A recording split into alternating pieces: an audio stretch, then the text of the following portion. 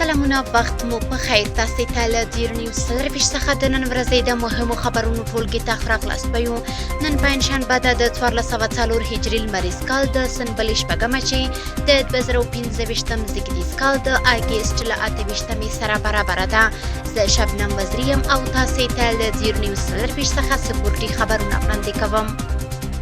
د مرکزی اسیا د فوتبال سیالیو یا کافا جام په چوکاټ کې د افغانستان او ایران د فوتبال ملي لوبډلې د جمعې په ورځ د وګي په اومه سیالي کوي د افغانستان په ګډون په کافا سیالیو کې د هیواد د ورزش د مقام د لوړوالي ښکارندویي کوي او د ایران او افغانستان ترمنځ د ورزشي ډیپلوماسۍ د پیاوړتیا زیری ورکوي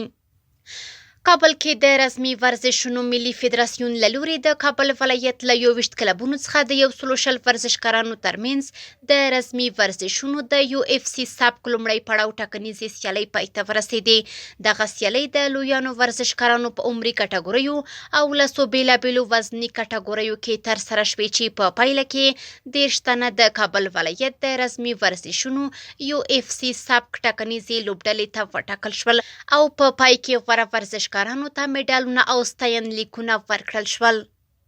د ننګرهار ولایت په چپرهار ولسوالۍ کې د لسو لوبډلو ترمنځ د ټیپبال کرکټ سیالۍ پیل شوې چې یوه میاشت به دوام وکړي د دغو سیالیو لومړۍ لوبه کې عصمت ظهیر لوبډلې د 9 منډو په توپیر خپلې سیالۍ افسر خان ښوونیز مرکز لوبډلې ته ماتې ورکړه او د سیالیو لومړۍ بریا یې خپله کړه د سپورت له ډګره وروستی خبر همدا چې د بامیان ولایت په مرکز کې د شپږو غوره لوبډلو په ګډون د فوتبال سیالۍ پیل شوې په دغو سیالیو کې په لومړۍ لوبه کې ګلزار لوبډلې شهیدان لوبډله د 2-0 ګولونو په توپیر ماته کړه او بریا یې خپله کړه